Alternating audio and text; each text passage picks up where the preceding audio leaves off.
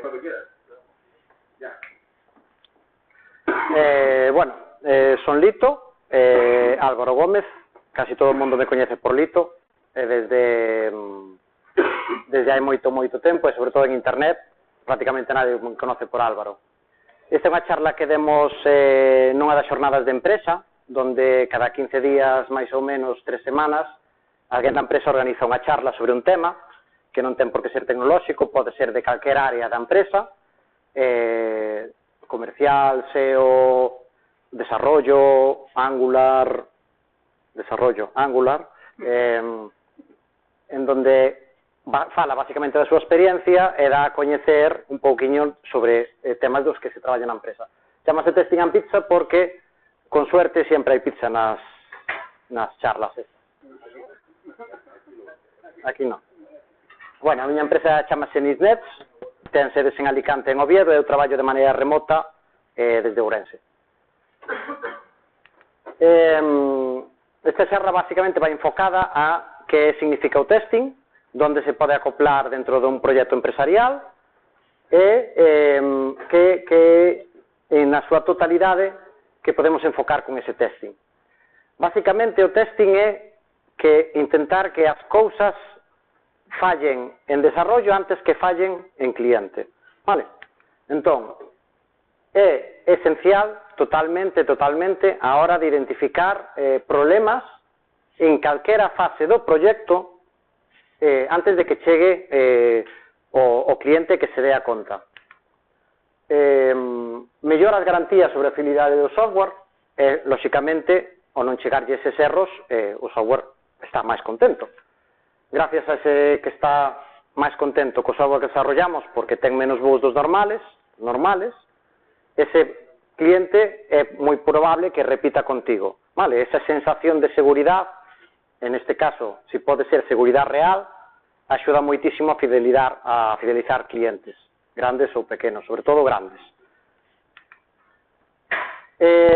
Despois vamos falar deste punto concreto, casi ao final, pero a idea é que o desarrollo de testing reduce os costes de mantemento e ahorra tempo no desarrollo. Vale? Hai unha das preguntas ao final que é como medimos canto estou reducindo en costes de desarrollo a base de reducción de bugs futuros, vale? Pero eso, en principio, vamos dalo por feito. E, sobre todo, en proxectos de moi larga duración ou larga media duración, permite garantizar que todo o que vas desarrollando sobre un proxecto que no seu momento saliu, todo o que vas desarrollando sigue funcionando despois de aplicarlle unha cantidad de cambios de código, vale? Isto é absolutamente relevante en proxectos de larga escala. Vale.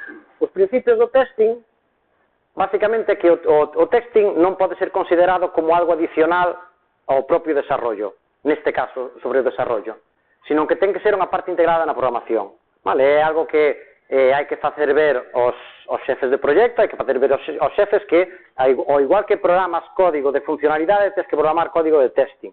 Vale? Se pensamos en eso como unha separación donde podo programar código de proxecto, pero non podo non programar testing, hai un problema que ao final nunca programas testing, porque realmente non dis, bueno, xa vamos vendo. Entón, se o enfoque vamos a programar unha aplicación e dentro desa aplicación, igual que ten interface, vai ter, ou igual que ten servidor, vai ter testing, pois podemos sumar esas horas dentro do cómputo de desarrollo. Algo esencial que fan os tests é que non añaden ningún tipo de calidad ao produto. Un test nunca che vai dar máis calidad sobre nada do que tes feito. Solo validan. Vale? Todo o que tes feito, lle pasas un test, o pasou, entón, en teoría, depende do tipo de test que faga, indica que eso está correcto, pero non polo test en si vai añadir calidad. Vale? Non se pode vender o testing como un plus de calidad, sino como unha validación sobre a misma. Este é un punto moi importante. Non existe software perfecto en ningún lado, co cal sempre é posible escribir un software que falle, un test que falle, nun punto que sea, sempre. Vale? Como suele pasar que en calquera aplicación, incluso ti tes Facebook, que según entendín, según teño lido algunha vez, bueno, hai un par de anos, por exemplo, lanza sobre 50.000 tipos de test distintos en cada lanzamiento, e suele tardar X tiempo neso. Bueno, pois sempre é posible encontrar un bug. Se non encontran, é porque o test non estaba ben feito. Isto é esencial. Os test deben buscar o fallo. Vale? Non debes crear un test para validar que algo funciona. Se algo funciona, xa sabes que funciona. Os test os debes preparar para facer que algo, forzar a que falle algo. Entón, xunto con este punto, aínda que non pasa casi nunca, entre comillas, en proxectos de medio tamaño, non debe ser o mesmo programador que programa a aplicación o mesmo que faga os tests. Porque o programador por inercia vai intentar que os seus tests pasen, lóxicamente, porque telo na cabeza, sabes como funciona, e se ti o programaches, se non programaches de outra maneira, é porque na cabeza tes que funciona. Entonces, que lle ten que buscar o software as cosquillas é os bugs, e ten que ser algún outro membro do equipo. Vale, normalmente nos cando hai un departamento de QA, pois hai xente que se encarga deso. Algo que falamos antes do cliente, o da fidelización do cliente, é importante este punto de aquí, que se os teus tests non encontran bugs, non poden ser arreglados, e seguramente os teña, e vai ser o cliente que nos encontre. Vale, basicamente, esta é a idea de por que vamos a facer tests.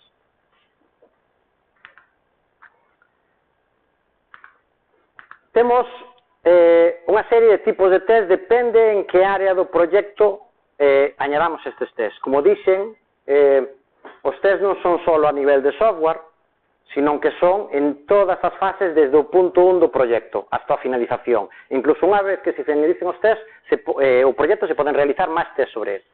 Neste caso, temos o test de aceptación do cliente, que é en base a algo que xa temos construído, se é ou en algo que temos planeado, presentarlle ao cliente é o que o cliente quere.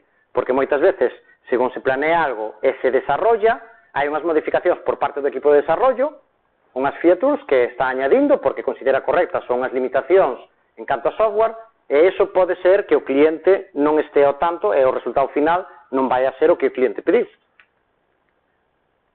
Vale.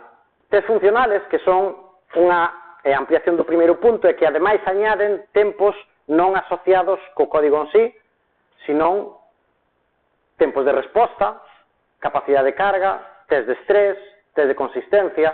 Isto fai que, se por moi ben que programas unha aplicación, se o seu entorno de ejecución non é o correcto, non sirve de nada. Test de interface de usuario, lóxicamente, se vai ter un interface de usuario, é esencial que haxa unha serie de probas con unha serie de ferramentas de interface como Selenium ou calquera outra que poidan probar que visualmente significa o que estás vendo. Test unitarios, que son test de software, vale? Donde basicamente, despois veremos varios tipos, pero os test, entre comillas, antiguos, entre comillas, basanse en funcionalidades elementales, puntos moi concretos de software. Clases, normalmente se programa test por clases, non? Cada clase, cada método debería ter o seu test, aínda que é imposible ter imposible non, pero moi complicado ter coberturas do 100%, prácticamente moi complicado convertir. Test de integración, que é un punto esencial dentro dos test, que é que todas as partes do proxecto confluen e o resultado é o esperado, porque, vamos ver agora un exemplo máis adiante, pode ser que todas as partes por separado sean xeniais e o resultado sea un desastre. E probas A/B. Básicamente, as probas A/B son probas que se fan desde o departamento de marketing SEO XX, donde se proban distintas visións de unha presentación a distintos usuarios de maneira aleatoria e se ve cal das dúas baixo un mismo software pero presentación distinta é máis rentable. Vale?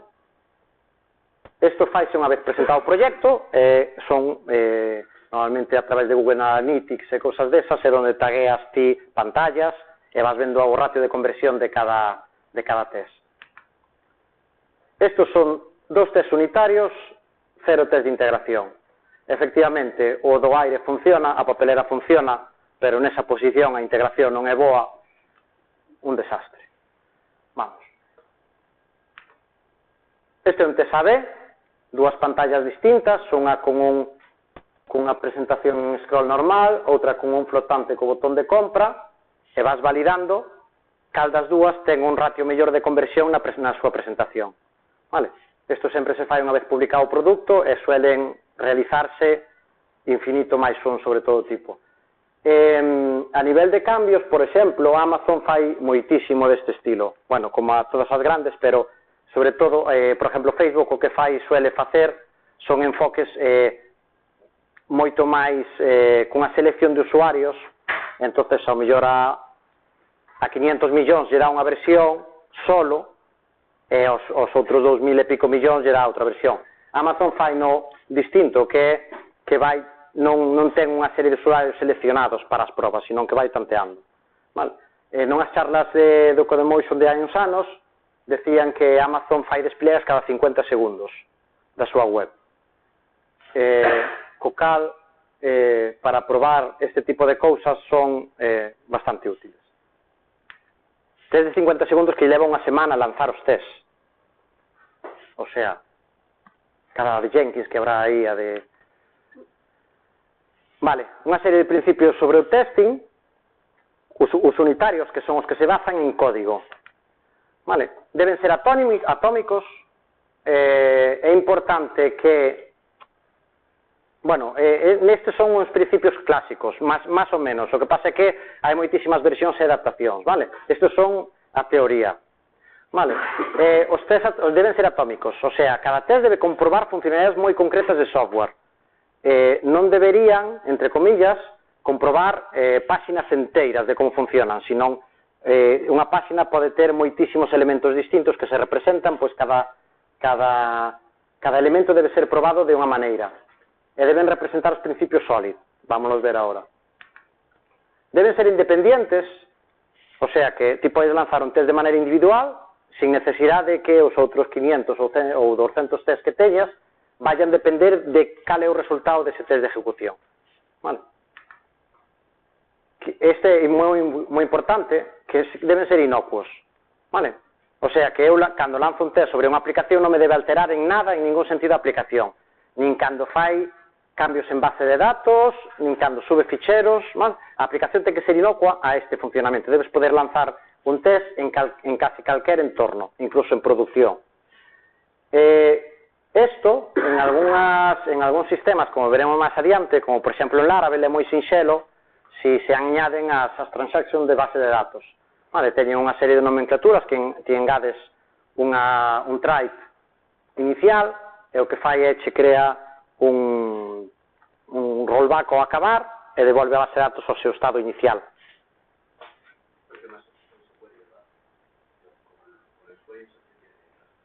Sí, pero o que faz con Laravel en engades o trait xa se encarga de todo. Por eso non ti desentendes de encapsular ti dentro dos teus commits dentro dun transaction.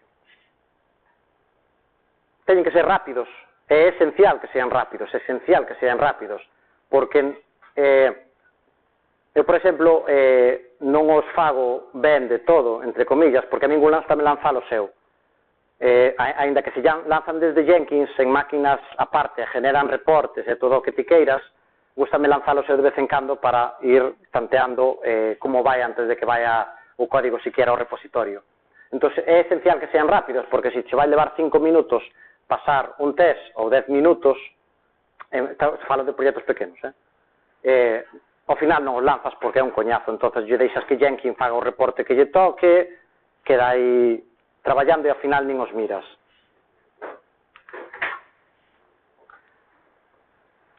Buenas.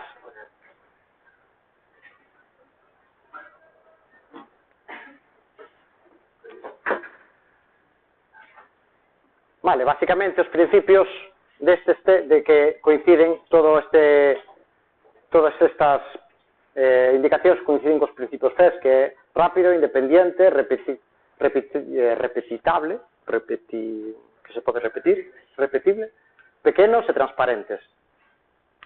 Vale, igual que no punto tiñamos dos principios SOLID, que son basados en programación, temos os principios SOLID, máis ou menos se representan igualmente, que cada clase debe dispoñer de unha finalidade sencilla e concreta, nada de facer clases nin kilométricas, nin clases, nin métodos que fagan 50.000 cousas, nunca, nunca.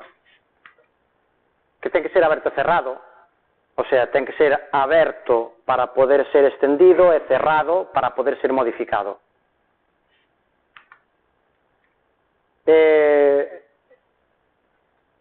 Todas as clases que estendan ou que hereden unha clase deben funcionar exactamente igual que a propia clase. Eso quere dicir que se eu creo, ejecuto unha clase extendida dunha clase, se eu quito esa extendida, ese método existe na clase matriz, ten que funcionar exactamente igual. Vale, nada de sobreescribir funcionalidades de métodos matriz. Segregación de interfaces, o sea, crear poucos interfaces que definan métodos, que interfaces únicos que definan grandísima cantidade de métodos. Inversión de dependencias, o sea, nada de facer instanciado de clases externas dentro de unha clase, sino que facelo mediante inyección de dependencias ou calquer outro método, o sea, nada de facer new, non sei que, new DB adapter dentro de unha clase, sino que recoller o método da base de datos e traballar con el, hasta este. Vale, entonces vamos a ver un pouquiño os tipos de testing que hai, cales son os que máis se utilizan agora, hacia onde foi evolucionando. Básicamente todos siguen este modelo, ¿vale? Que escribe test, comprueba que funciona, limpia código. En TDD, en BDD igual, en la programación clásica igual, solo que cambia un pelín o concepto. Vale. O modelo de test unitario clásico é aquel onde ti escribes código e despois valídalo mediante os tests. Normalmente ti empezas a programar, chega un punto da programación e di, hostia, habrá que meter test en algún lado, entón metes test. Vale. TDD, que básicamente ti empezas escribindo tests e defines que é o que vai facer ese código. Vale. Entonces, eu escribo un test, o test vai fallar, e escribes o código para que este test funcione. E así con todo, primeiro escribes o test, tes clara a funcionalidade, non tes nin idea de que código vas a aplicar, pero ao final, según pasas os test, o código que ti escribiches fai exactamente. Isto é importante porque ti tes que escribir o mínimo código posible para que estes test funcionen. Vale? Por eso teñen que ser atómicos. Porque ti tens que escribir únicamente para facer que este test funcione. Co cal, así desta maneira, toda a tua aplicación está testeada, porque previamente, antes do código, xa tuvexe o test. E despois tes BDD, que é casi o mismo, solo que non probas código. O que probas é que o comportamento da aplicación sea o esperado. Vale, este é o máis utilizado, basicamente, agora. A menos que profundices moitísimo nos tests, ti basicamente vas a escribir códigos de comportamento. Lanzas un formulario, esperas a ver cal é o resultado. E o resultado ten que ser o esperado. É raro que actualmente se programe cos test previos á aplicación. Pero, bueno, para mí supón bastante máis traballo. É como normalmente cando empezas un proxecto, o esquema do mismo non está claro de todo, ás veces programas test demasiado pronto como para saber que é o que tens que probar. Para min este é un punto esencial dentro dos testing, que é prevenir. Vale? Forzar a que o noso código funcione como test en sí. Para eso hai que ser o máis limpio posible sempre no código. Código claro. Nunca nada a medias e nunca nada comentado por si acaso. Vale, isto é esencial. nunca ten que haber código comentado en ningún proxecto, de ninguna maneira. Comentas funcionalidades, comentas métodos, comentas clases, comentas o que queiras, pero nunca código. Se hai un código por si acaso, é porque en algún momento estuvo nese repositorio e penso tes Git.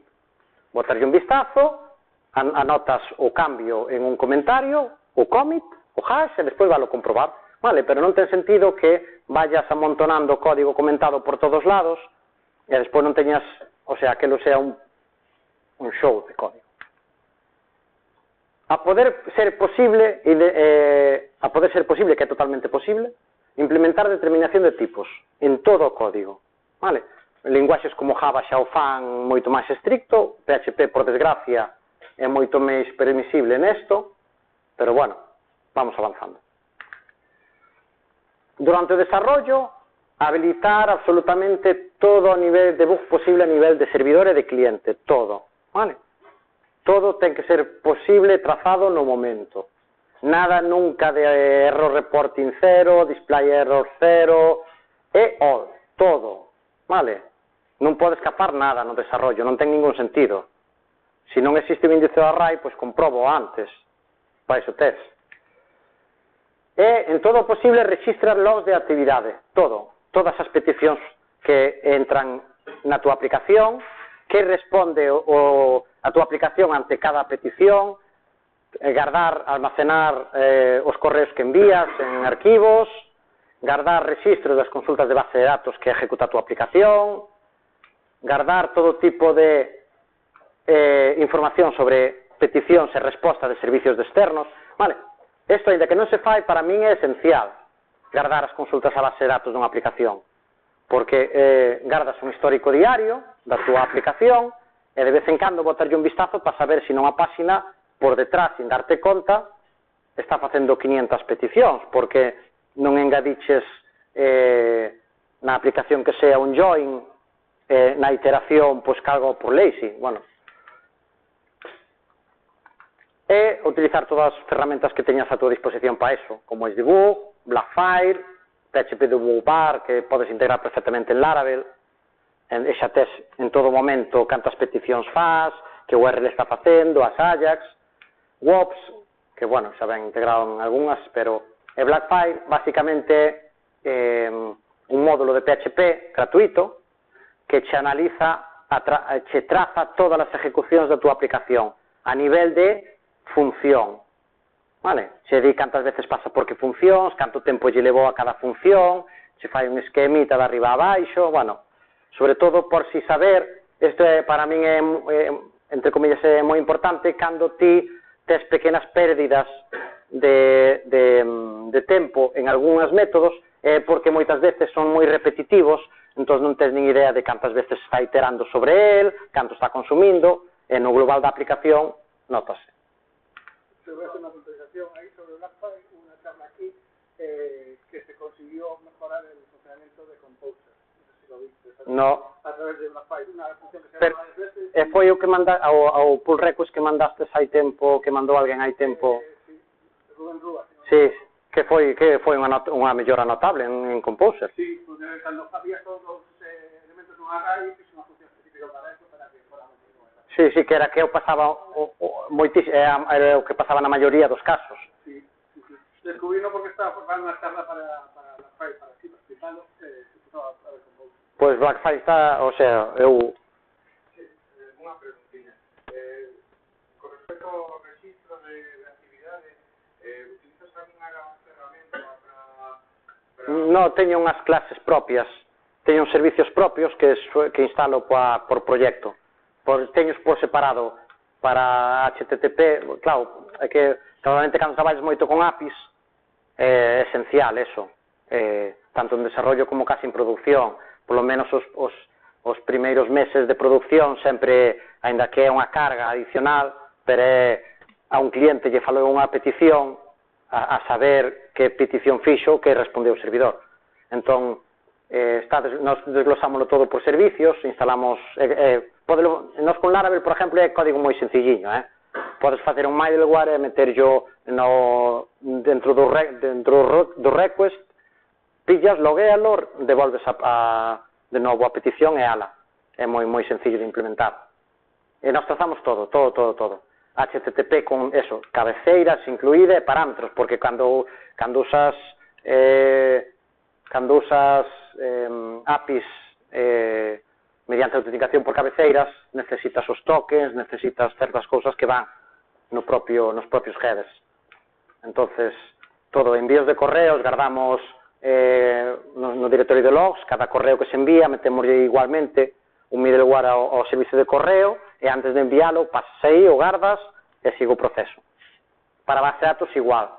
Base de datos é un service provider, neste caso de Laravel, que inicializarlle un código aí, e entón, antes de ejecutar cada consulta, se pasa a query, os parámetros todos, e se guardan. Entón, eu guardo todos por día, normalmente guardo o tempo de ejecución e cousas desas, pero a mí, sobre todo, o que me interesa é que poder analizar consultas repetidas. Claro, pois darlle un vistazo e ver que, porque é moi típico en Laravel como os distintos métodos se cargan dinámicamente, se fa referencia, ti, por exemplo, tes unha clase que é marca, e se ti teras sobre unha marca e queres ver os modelos desa marca, se non o añades inicialmente, cada vez que fagas unha referencia aos modelos, por cada marca vai facer unha selección where marca ID igual a, sin embargo, se os precargas antes xa están cargados, só é unha única consulta. Laravel fai, entre comillas, o problema de Laravel é que fai todo demasiado mágico, entón tens que saber programar, lógicamente, pero tens que andar tamén moi encima para que non se escapen esas cousiñas, porque tens que dicirlle, cárgame with, brands, with, o que sea. Conexión a servicios externos, igual. Prácticamente todas as aplicacións, paquetes, podes estendelos na súa extensión lle metes ti ou nada, ou lanzas excepcións e despois as cacheas co sistema ou as registras co sistema global, que por exemplo con Pushbush, con Ionic ou así, se non lle podes meter man, pois todo o que sea mínimamente problemático lanzas unha excepción e queda aí con todos os parámetros, URL, principio. TPV es igual. Pero bueno, para mí é esencial polo menos probalo. Vale, nós estamos unha temporada en producción, se non hai problemas se saca, porque claro, a nivel de rendimento en aplicacións grandes, escribir continuamente tamén é un rollo. E depois non metín aquí, pero cousas como Sentry tamén, vale? Que Sentry é un servicio que ti podes instalar tipo Jenkins, que o que fai é que cada error che manda ao teu servidor, che genera un ISO directamente desde o código. Entón ti desde aí xa analizas todo. Testing por determinación de tipos. Vale, a determinación de tipos basicamente é dicirlle a métodos que teñen que parámetros poden recibir e que parámetros poden devolver. Vale? Se ti implementa determinación de tipos, te abstraes de programar mal. Porque se estás esperando un array e pasas un integer, xa automáticamente o código non vai funcionar no momento en que o estés probando. Non é que falle despois. A determinación de tipos permítenos que non haxa que probar certas cousas, porque xa a ejecución do código xa se bloquea aí, e os tests van parar antes. Vale, van parar polo fallo de determinación de tipos e non polo fallo do test en sí. É moi sencillo visualmente de revisar código e entender que é o que pasa, que recibe, que devolve, acelera o desarrollo xa que mellora notablemente a comprensión, oblíganos a ter moito máis en cabeza que estamos programando, que vamos a programar antes de empezar con él, porque se permite certos parámetros xa nos obliga a que son eses parámetros que temos que usar, e, lógicamente, é PHP quen se encarga de validar os datos. Eu non teño que andar con if is array, if is integer, if lo que sea. Por suerte, a determinación de tipos evoluciou moitísimo desde PHP 5. Entón, esta é unha determinación de tipos en PHP 5, donde non podo pasarlle que tipo de parámetro ven aquí, porque non podo determinar que iso é un string, podo determinar que isto é un array, é o que podo facer, e podo determinar aquí que isto é unha interface dun modelo, vale? Pouco máis podo facer en PHP 5. En 7.0 temos bastantes melloras, como por exemplo temos a determinación de tipos de string, int, bool, algunhas máis. Despois en 7.1 ainda temos máis. Temos determinación de tipos para elementos de un array de enteiros e temos determinación de tipos para tipos de retorno. Isto vai retornar a instancia sobre sí mismo, isto vai retornar un string e isto vai retornar unha instancia dun collection. Vale? Isto facilita a que ti non lle podes pasar aquí un array, xa non tens que andar probando. Isto é efectivamente unha chorrada de código, aquí non vas pasar un array, pero se tes 5.000 métodos onde cada cousa fai o seu, pois facilita non ter que andar metendo ifs dentro para validar que os datos non son correctos. En 7.1 temos adicionalmente os parámetros opcionales, onde pode ser un array íntegro ou nulls, e aquí debe devolver un void neste caso, que non devolve nada. Aquí debe devolver un string ou un null. Vale? Isto é 7.1. Habrá máis caralladas por aí tamén, pero basicamente, según vai avanzando o código, vamos tendo moitísima mellor funcionalidades en caso de determinación de tipos propios. Despois tamén temos a clasificación de strict para os novos códigos, onde ti lle podes indicar unha declaración inicial dentro do PHP, que non olvideme de metela, en donde lle dis que o teu código ten que ser estricto.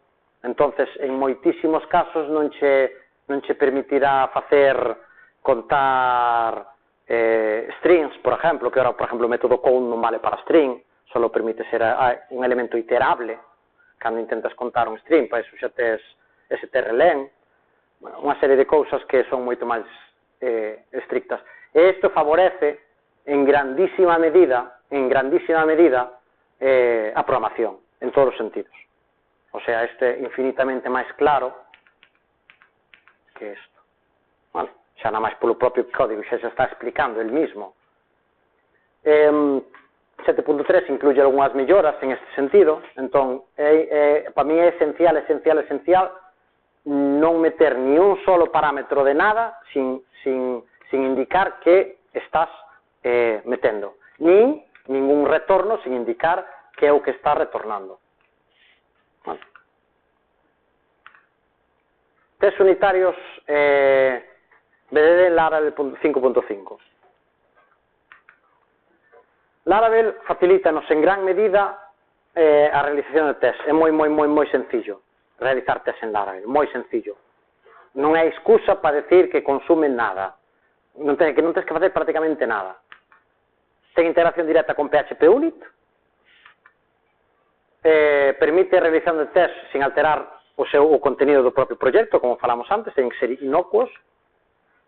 É moi sencillo tanto validar HTML como validar APIs, moi sencillo, moi extensible, lógicamente, porque xa os propios test de Laravel son extensibles de PHP Unit e nos podemos moldealos ás nosas necesidades. E vamos a ver algúns tests.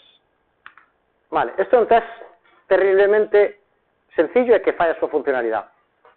Neste caso, uso migracións de base de datos, transaccións de base de datos e que non use ningún tipo de middleware. E o que fai é visitar a raíz dun proxecto e comprobar que nese HTML resultante aparece a palabra Nitsnets. Vale. É así, é que non necesita nada máis para o testing desta páxina. Database migration significa que pode ser que eu necesite antes de empezar o meu proxecto realizar unha serie de migracións, as que teño no directorio de migrations, e entonces as lanza todas, eso sempre sobre unha transacción. Antes de empezar nada, inicializa unha transacción, ejecuta toda a base de datos posible, e... Me preguntas si consideraría un test unitario. No. Pues estás probando... BDD. Vale. BDD. Sí, non vou probar. É complicado programar test unitarios, É unitarios de por sí, pasa que aquí debería ser test BDD. Vale. Sí, sí, no, tens toda a razón. Non son unitarios, senón teria que probar clases concretas, unidades concretas. No, estamos probando funcionalidade propia. Formularios. Vale. Estou probando que unha páxina de registro rexistre xente. Entón, isto podo lanzar 50.000 veces con 50.000 datos, probando cada parámetro. Neste caso estou visitando a páxina de registro, metendo no campo name, lito, email, as contraseñas, marcar check nos términos e pulsar o botón que teña register, e a páxina que ten que ver a continuación é o perfil de usuario. A minha aplicación está pensada para que funcione desta maneira. Entón eu podo, isto repito 5 ou 6 veces, deixando o nome vacío, non marcando os términos e condicións. Entón, aquí en vez de ser path, teria que ser unha ser false.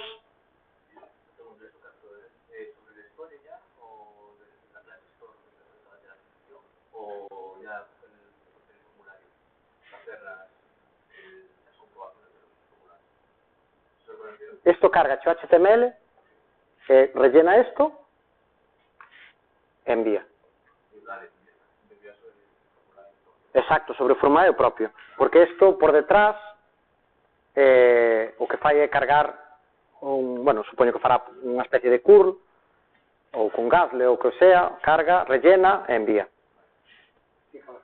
Sin JavaScript. Non ten Selenium nin cosas desas. Aí claro. Si isto se cargara por Ajax, terías que llamar a Ajax. Isto traballa sempre sobre a aplicación, sobre os teus routes definido. Xa sabe que estás traballando sobre local, claro. Un test de login. Vale, o mismo. Uso database transactions, porque neste caso non me interesa que este login quede registrado na miña aplicación. Visito a página de auth, cubro os datos usuario e contrasinal. En este caso, teño que comprobar que esa página me mostra alert danger, que sería bootstrap, unha alerta de erro. Con Laravel temos os factories, que o que che permiten é crear instancias de base de datos, contidos de base de datos de maneira automática. Entón, eu digolle, créame un factory sobre a clase de usuario. Isto está definido por detrás, Ti, cando instancias un factory de unha clase, ti por detrás tes un código que cando me pidan un elemento desta clase, meto estes datos, o que sea, con faker, random, o que sea, pero xa se encarga el por detrás. Entón, despois, creo un usuario que debería ser real, autentícome, e o path que teño que buscar é ese. Vale, é que non necesitas máis código que... Isto é en versión sencilla, pero non é porque sean complicado facelos. Zonas privadas. Vale, se teño que probar unha intranet, moi sencillo. Genero un usuario ficticio, digolle que se autentique como este usuario e visito as páxinas que lle toquen. Vale, non necesito facer máis que isto. Os factories son moi útiles cando traballas con este tipo de datos, claro. Tes a APIs. APIs ou, como quen di APIs, di chamadas Ajax, que devolven JSON. Vale, entón fago unha petición location stage, comprobo que o resultado da petición, se temos en primeira unha API REST mínimamente decente, as validacións son por código de cabeceira, por resposta, e non polo contido en sí. Entón, comprobo que a resposta de cabeceira é 200, o teño contido e pregunto, contén Alicante, contén Asturias, debería conter Asturias, porque provincias, pois Alicante e Asturias debería existir. Se teño unha búsqueda, pois o mismo. Fago aquí a búsqueda, 200, e agora ten que devolver correctamente Alicante, porque é Ali e non Asturias. Un API, un test moi sencillo. APIs cerradas, pois validación por cabeceira, lógicamente, igual que posiblemente os erros, que outro debería ser un 500 se houbera erro, pero aquí igual. Pido o perfil do usuario, deberíame devolver un erro 500, e depende de como sea a miña estructura de resposta desa API, pois neste caso a miña API sempre devolve un código de error e un mensaje de error, para poder ser analizada por parte do cliente. En calquer caso, un erro 500 xa debería, que neste caso non debería ser 500, que debería ser un 403 ou un 401, pero bueno. Que genera un usuario, digolle que se implemente ese usuario no sistema, esa petición xa ten que ser distinta. Vale? E non é máis complicado que isto, probar unha API. Esta é unha configuración de entorno sencilliña para un proxecto en PHP Unit. Vale? Que o lanzas o PHP Unit e lle dis todas estas configuracións típicas. Por exemplo, eu teño que ante o primeiro fallo pare o test, porque se falla me interesa correxirlo e non que acabe, senón ao primeiro vou probando de un en un. Esta é unha alerta donde evitar que hai test, moitas veces ti tes test compuestos que xa non son test múltiples, entonces ti aquí, se tes métodos dentro dos test que non fan un test realmente, daría unha alerta de que tes métodos que non fan tests.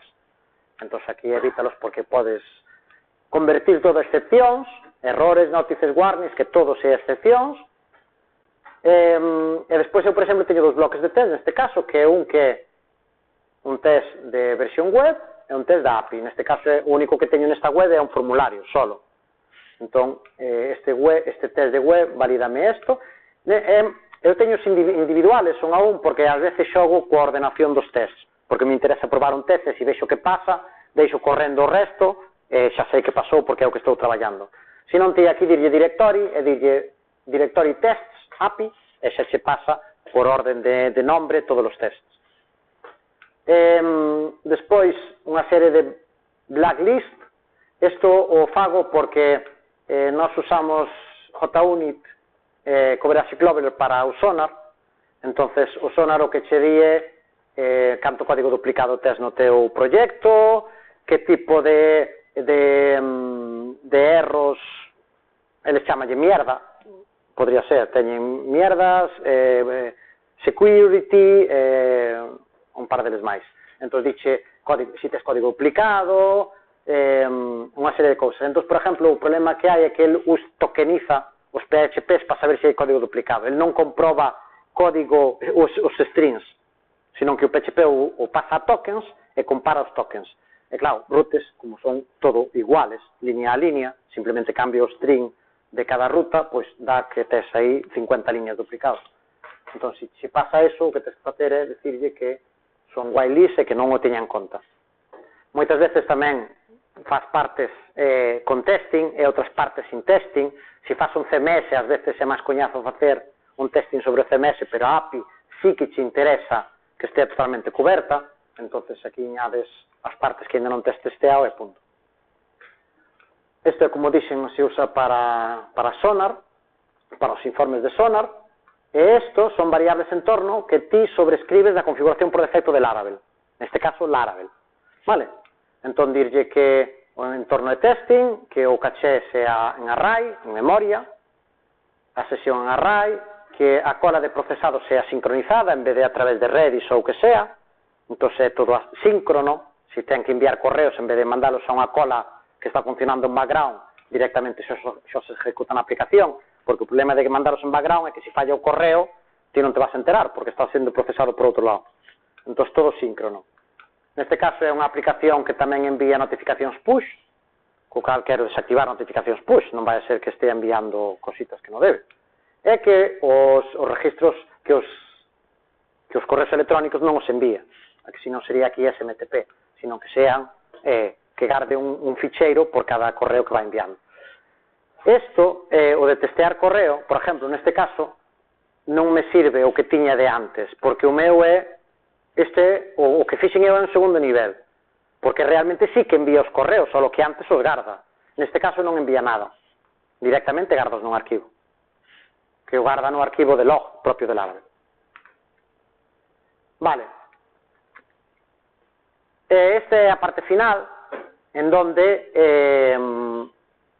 tras expoñer a miña charla aos meus compañeros de traballo, eles, antes de ver a charla, me dixeron dudas que tiñan sobre que significa o testing e moitas outras cosas, de todos os departamentos, non só de programación. Vale, en que parte do proxecto son necesarios os tests, ou son máis necesarios? non existe unha parte esencial. Dado que todo se pode testear e todo se pode implementar. Integración, especificación do cliente, rendimiento, resultados, AB, UX, todo. O cal ten que ser a empresa, no caso de decir, no, los test van aparte, pois decidir onde se mete, onde lle interesa a empresa, xa é cousa de modelo de negocio, ou onde o cliente quere pagar os test.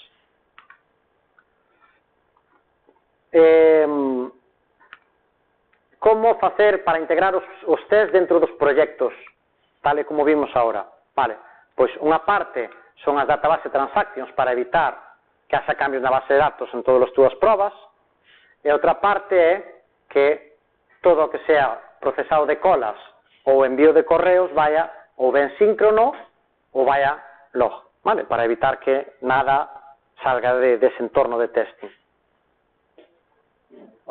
Cada framework ten as súas caralladas para estas cousas. Os tests deben estar aloxados dentro do proxecto ou deben estar aloxados nun repositorio externo. Siempre deben estar integrados no proxecto. Siempre. Vale, calquera persona que entre no proxecto debe dispoñer dos tests para poder lanzalos no momento en que empeza. Vale, e sempre deben ir a par co propio código que se desarrolla. Datos de ahorro de costes de mantemento dun proxecto. Vale, non existen. Non existe, non podes decir que aforras X horas, é que non podes facelo. Ou igual que non sabes canto che vai a aforrar vacunar a xente con respecto a non vacunala, hasta que hai unha epidemia non podes valorar nada. Entón, a única maneira de que te de valorar isto é facer testing en un proxecto e facer testing en outro similar. Entón, a un certo plazo de entrega, ou incluso posterior, ver cantos bugs suelen surgir nun proxecto, canto tempo leva a corregilos e canto surgen no outro. Vale, a miña experiencia é que sempre aforra, sempre. Pero que para min eu teño exageradamente claro, porque sempre encontras algunha chorrada que non te das conta que vai para os entornos antes de darte conta. Saber como se implementa en consultoría de marketing, arquitectura de información, SEO, pois para eso temos os test AB. Vale? Son cambios que se aplican, non son test automatizados, lóxicamente, son cambios que se aplican para comportamento do cliente e que se trazan desde o tagueo de Google Analytics, por exemplo, ou de Google Tag Manager ou alguna cosa desas. Entonces ti tes con esos datos, tes que analizalos a posteriori e ver que representan. Non é algo que se pode facer de maneira automatizada. É costoso o mantemento do test? Si se fan ben, non debería selo. Vale? Porque ti, cando faz funcionalidade, gastas os teus 3-4 minutos en crear o test ou en modificar o test según modifique a funcionalidade. O problema é que, claro, a cuestión é que o propio test debe ir avanzando co propio desarrollo. É complicado, unha vez que empezas os test, seguir programando e despois dunha semana meterlle test, porque ao final non o vas facer. Vai quedar os test do primeiro lanzamiento e adiós moi buenas. É costoso o mantemento do código que tes? Entón será costoso o mantemento dos test, efectivamente. Entón é que tes un problema máis alá dos propios test. O propio proxecto non está indo ben. Sempre que o mantemento sea costoso do código é porque hai algo mal no proxecto, pero non é polos test. Bueno, hasta aquí a charla. Si queredes acceder a ela online, bit.ly/little-testing. Vale, está disponible para a súa consulta. Nada, vos dudas? Oh, todo moi aprendido. Que os pareceu? Implementades testing vos?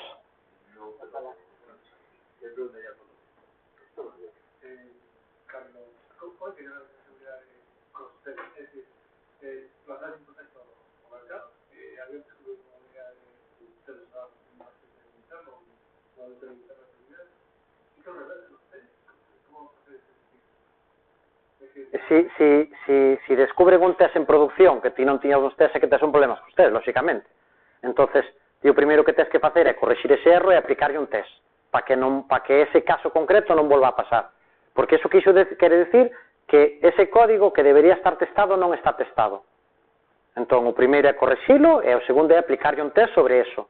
Ainda que xa estea correxido, aplicarlle o test igual. Porque igual que estás aplicando test sobre cousas que xa estés funcionando, aplicas test a eso en concreto.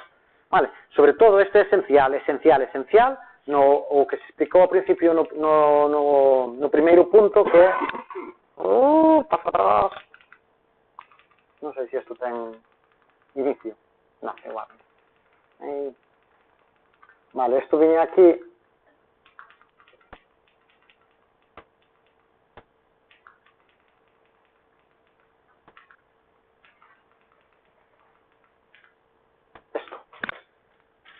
Permitir garantizar que desarrollos complementarios ou adicionales ao propio código non causen efectos desastrosos. En eso é que ti, se encontras un erro, falle un test para prevenir que se hai futuros cambios en código, eso non volva a pasar. Vale, por eso digo que sempre ten que ser ampliable xunto co código. Para dar con eses erros, nós, por exemplo, usamos Sentry, que para min é unha herramienta moi cojonuda. O que fai é enviarche un evento a un servidor de Sentry e te notifica por correo electrónico. E ademais che a trazabilidade, che di que o usuario estaba conectado, bueno, unha serie de cousas moi, moi interesantes.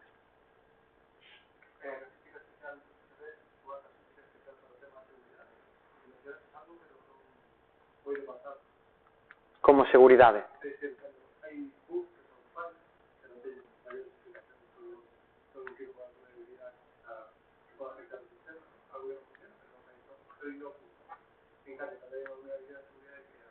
Pero un fallo sempre nunca é inocuo. Alguén se ve afectado, senón non é un fallo. Xa sea o cliente porque non está vendo algo en pantalla, non afecta a base de datos, a datos, non hai compromisión de datos, pero a alguén sempre lle afecta, senón non é un bug, é un afieto. Sí, a nivel de...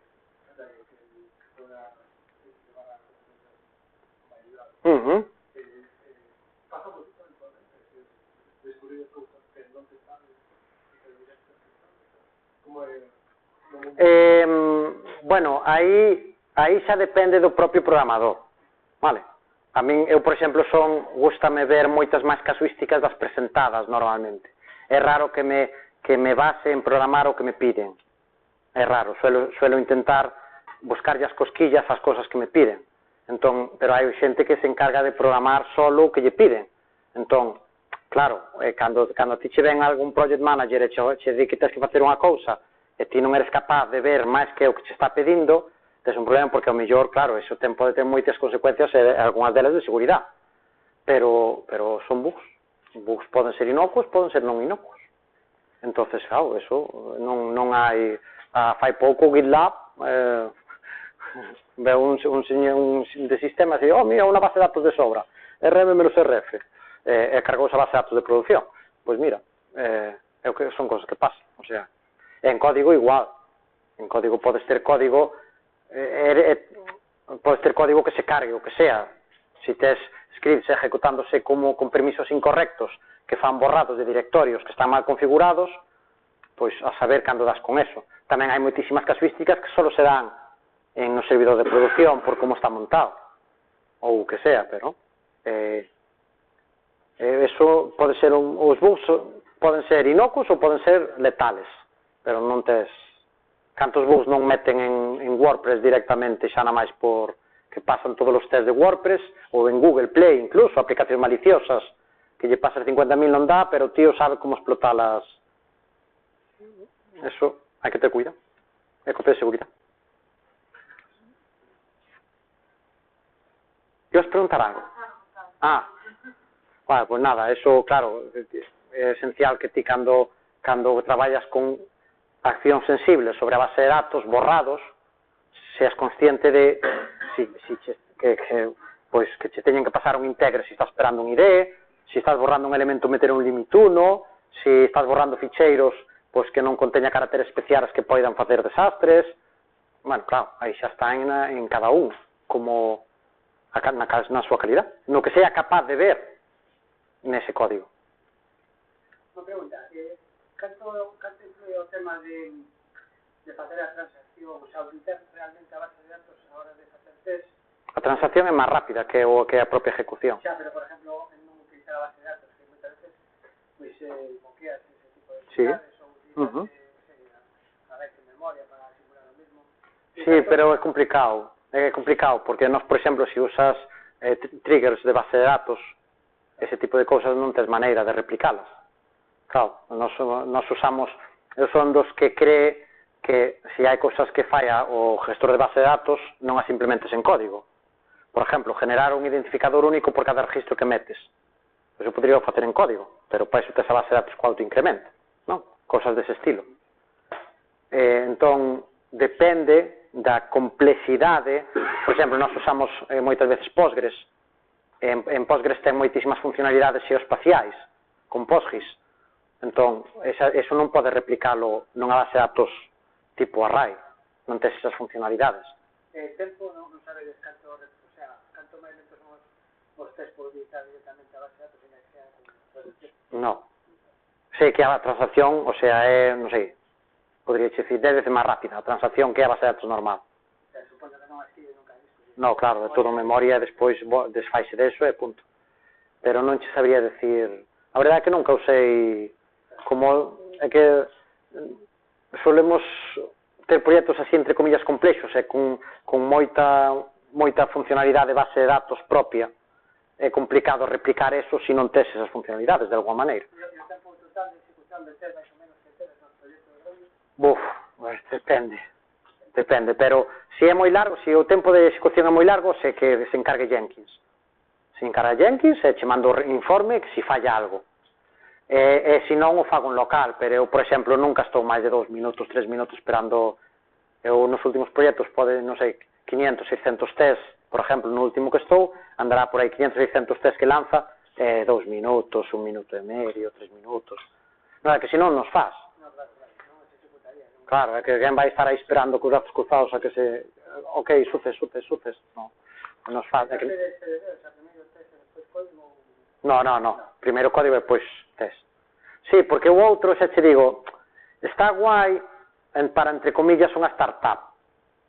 Non, con donde traballas en un proxecto moi a largo plazo, tes tempo para primeiro programar os test, pero cando traballas con especificacións de proxectos máis cortos, suelen variar nos primeiros meses bastante. Entón é un coñazo, como vas cambiar moito código, prefieres primeiro esperar a que estea todo o que ten que ser e depois o probas. Eu prefiero facelo ao final tamén. Para mí é máis cómodo. Pero bueno, eu traballei das dúas maneiras, Eu teño proxectos en que empecé cos test primeiro, o problema despois é seguir o ritmo o resto dos test, porque ti empezas os test, faz unha tandada deles, programas, pero os siguientes test xa prefieres acabar o código para seguir. Entonces, para iso xa os faz todos igual. ¿Listo? Bueno, pues...